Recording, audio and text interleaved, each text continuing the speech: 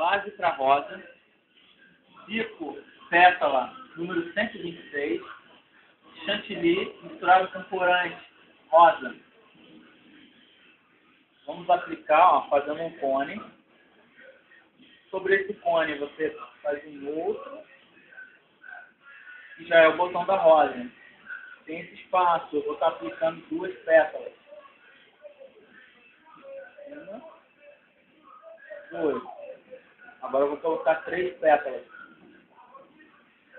1, 2, 3. Agora 4 pétalas.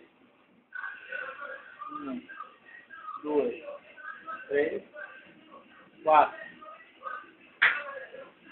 Para tirar a roça da base, tesoura entra aberta, tiro a base e faço a aplicação no bolo. Fecho a tesoura, tiro a alça. É muito legal, né?